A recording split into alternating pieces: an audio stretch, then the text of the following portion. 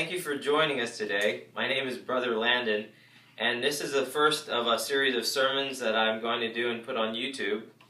Today's sermon is about the two witnesses found in Revelation chapter 11. Now, there's been a lot of speculation as to their identity down through the years.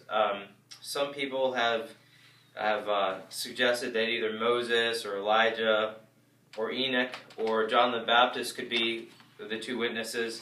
And usually the criteria for identifying them is what's stated in Hebrews 9:27, where it says that it is appointed unto men once to die, but after this the judgment. It's clear that these two witnesses are going to be people.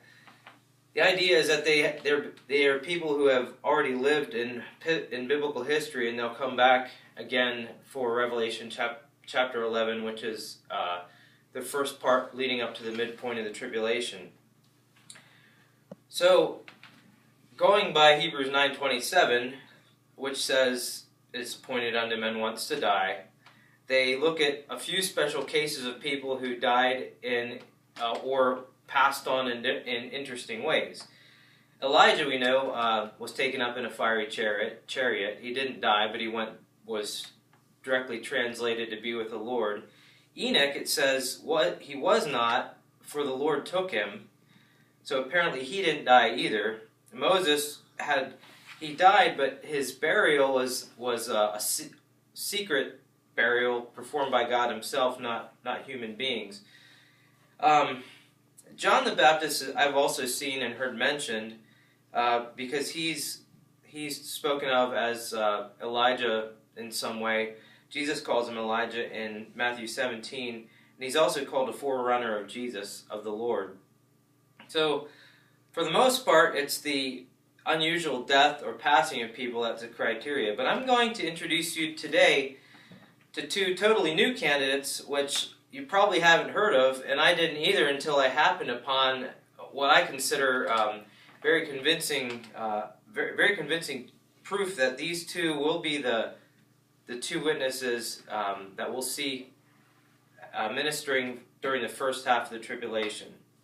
So, they will be the ones we see preaching Jesus, and they'll also be heralding the judgments that God brings on people, so that people will have no doubt that these judgments are coming directly from God.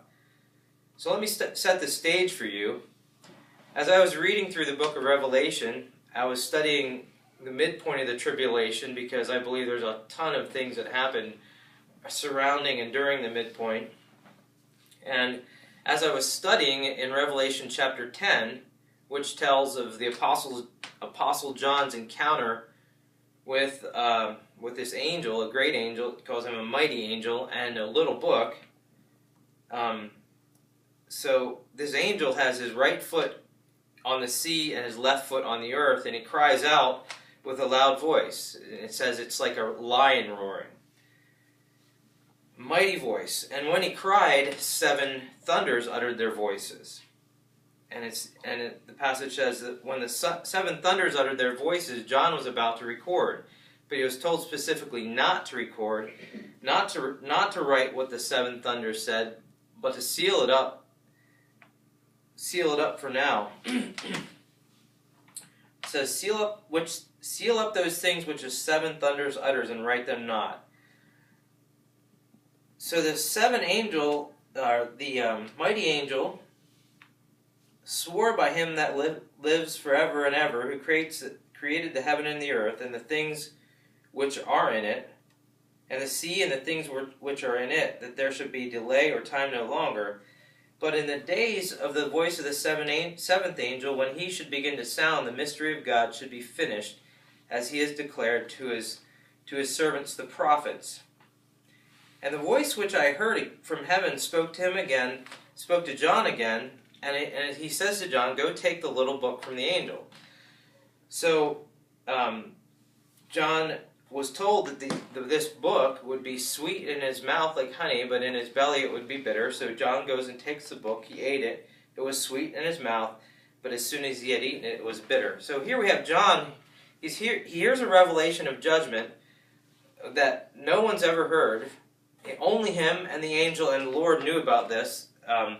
No human beings ever heard it, and it wasn't recorded, and he's told to seal it up. So, which is interesting because John's the only one who knows what these 7 thunders contain. Not only this sealing up to himself, but he was also ordered to go to the angel, take the little book from him, and eat it up. Notice the warning is given John before he eats. It will make your belly bitter, but be as sweet as honey in your mouth. And it was. So John's given a bittersweet message, and I think we'll see in a little bit why the message was bittersweet. Now, let's go to what first caught my attention in this passage. The last verse of chapter 11, or of chapter 10, which is verse 11. The angel says to John, "You must prophesy again before many peoples and nations, tongues, and kings." Now, I thought, here's John, and he's very old at this point. At the time, I didn't know how old he was. I just knew that the book of Revelation was written later in his life, around 90 to 95 AD. And as I did a little research, I came upon this little bit of history done by a researcher, Bible scholar on the internet, and it says this, that John was exiled to Patmos, which was a quarry mine for the Roman Empire, and was home to many political and religious prisoners or slaves. Rome believed that banishing the old man John to the remote forsaken island of Patmos, that doing this his voice would be quieted. John was aged in years and close to the end of his life, probably sent to Patmos in the year 95 by the Roman Emperor Domitian, who was reportedly angry at the fact that John was not killed when he was dipped in boiling oil. Since John was a contemporary of Jesus, John would have been by that time well over 90 years old, so making him very likely the only apostle to survive to such an old age, as the other apostles died violent deaths. So I say that because the angel gives him a message, basically orders that he would prophesy again, and he would prophesy in an international setting. It says he would prophesy to many peoples, nations, tongues, and kings. So at this point, he's over 90 years old, exiled to an island, and if it weren't for history, we would just assume that he died on that island, but history does tell us that he escaped or was brought back out of exile, assuming they thought he was too old to do anything, and went back to Ephesus, which was his long-term ministry there as a pastor, and he resumed pastoring. But nothing in the tradition or history we have says that he ever had an international ministry prophesying to kings and nations and peoples, at least in that part of his life. All history tells us is that he resumed pastoring in Ephesus and he died at an old age, peaceably.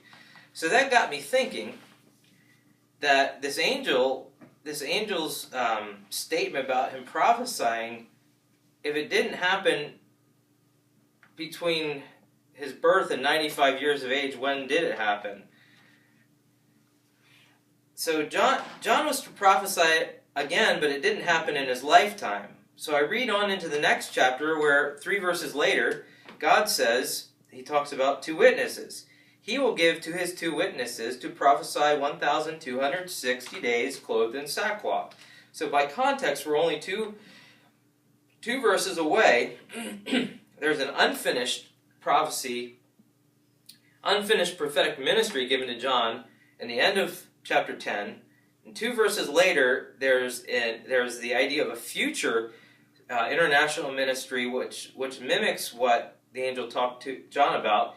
And it actually doesn't say in verse 3 of chapter 11, but it does say later that when these 2 witnesses are killed, that the people and kindreds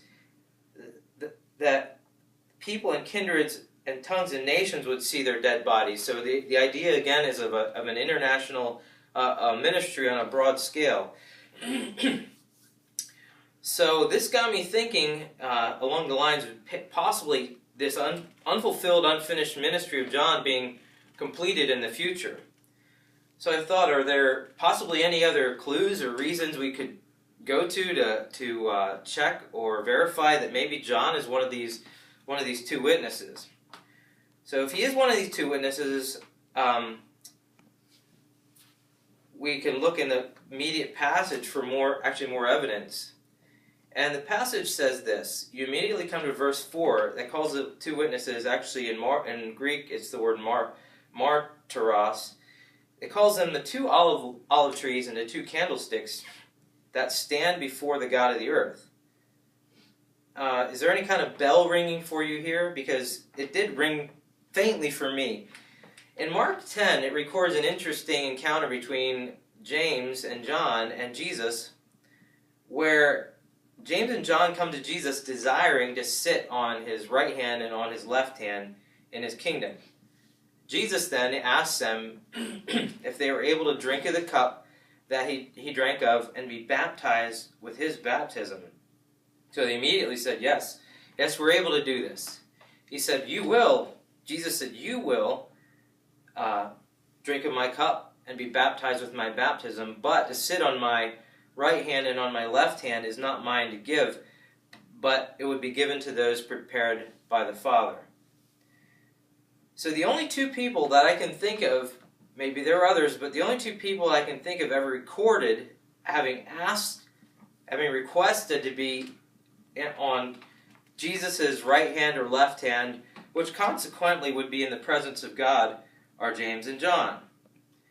Now the question is that I comes to me is it possible that this desire that James and John had to be seated at Jesus' right hand and left hand wasn't just selfish or narcissistic or ambitious, but could have possibly been a desire planted there in their hearts by God with a plan to use that desire in the future. It could have started out as a selfish desire, but I think we'll see that God could weave that desire into his plans for the future. So there we have James and John as the only two people recorded in the Bible to have requested to be in the presence of God. That's the second reason.